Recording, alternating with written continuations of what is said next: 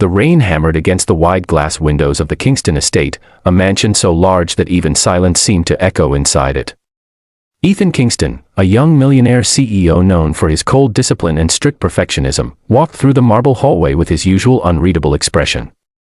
His employees feared him, his board respected him, and the world admired his brilliance, but inside his home he lived with a loneliness he never admitted. Ever since his wife passed away 2 years ago, leaving him with their infant son Noah, he had built walls so tall that even those who tried to help him couldn't reach his humanity.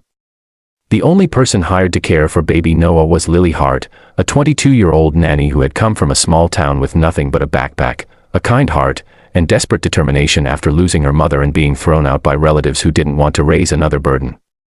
Lily wasn't perfect, she was soft-spoken, inexperienced, and always tired because she worked double shifts just to afford her rented room, but Noah loved her in a way no one else could understand. She treated him not as a job, but like a child she had been given by fate.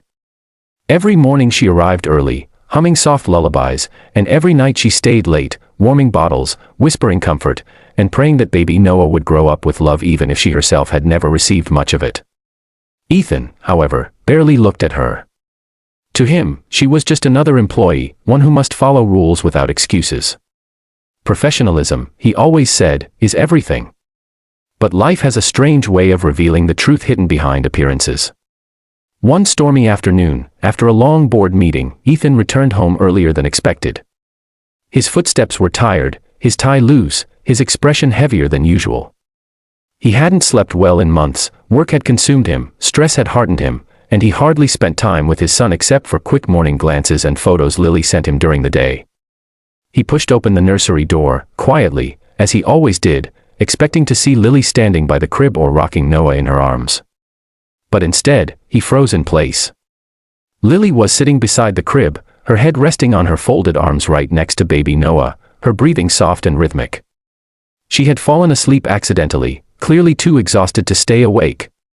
Noah was standing inside the crib, tiny fingers touching her arm, looking at her with innocent curiosity, as if wondering why his nanny, his safe place, had suddenly become still. Ethan's first reaction was shock, his jaw tightened, his heart pounded, his mind screaming that this was unprofessional, irresponsible, unacceptable. A millionaire father like him was used to everything being perfect, controlled, flawless. And here was his nanny, sleeping on the job. His first instinct was to shout, to fire her on the spot, to tell her how dangerous it was to fall asleep while watching a child. But something stopped him. Something he hadn't felt in years. He stepped closer. Slowly. For the first time, he noticed the dark circles under her eyes, the trembling in her fingers, the way her shoulders slumped from months of exhaustion. He noticed how Noah wasn't afraid, in fact, he was calm, safe, happy, because Lily was there. Even in sleep, she was like a protective shield around him. Ethan swallowed hard. His anger melted a little, replaced by a strange ache in his chest. When was the last time he had been this close to Noah? When was the last time Noah had looked at him with trust instead of confusion? A guilty thought crossed his mind. This young woman, who earned less in a month than he spent on one dinner meeting, was giving his child something he couldn't give: love, warmth, presence. Lily stirred suddenly, her eyes fluttering open, realizing she had fallen asleep. She panicked instantly and sat up straight, brushing her hair back, whispering, "I'm so sorry, sir, I didn't mean to, I was feeding him," and her voice cracked, and her eyes filled with tears she tried desperately to hide. Ethan held up a hand, not in anger, but in a way that surprised even himself. "Lily, when was the last time you slept properly?" She froze, confused. No employer had ever asked her that. She whispered, 2, maybe 3 hours last night, sir. I had a late shift at the cafe after I left here. Rent went up again. I'm sorry. I didn't mean to fall asleep. Please don't fire me. Noah needs someone, and her voice broke completely. She bowed her head, ashamed. Ethan felt something twist deep inside his chest. He looked at Noah, who stretched his tiny arms toward Lily, not him. The moment hit him harder than any business failure ever had.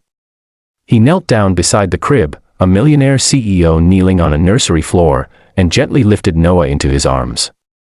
The baby looked at him with surprise, then curiosity, then slowly touched Ethan's face, as if seeing his father properly for the first time. Ethan's eyes softened. He whispered, "You're doing more for my son than I ever have." Lily blinked, stunned. Noah giggled softly, tapping Ethan's tie. The room felt warmer somehow, lighter, filled with something Ethan hadn't felt since his wife died, love, fragile but real.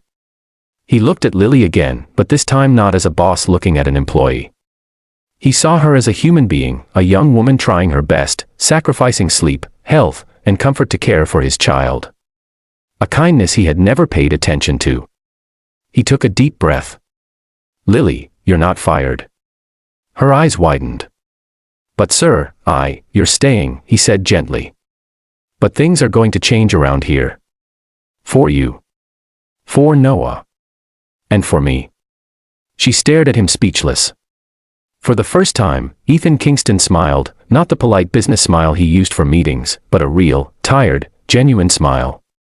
And that moment became the beginning of a change no one in the mansion expected, a change that would soon shock everyone who thought they knew the cold-hearted millionaire. This moment, this accidental nap beside the baby, would become the turning point of a story that would transform 3 lives forever. And if you want to know what happened next, make sure you subscribe, because Chapter 2 will reveal the twist that changed everything.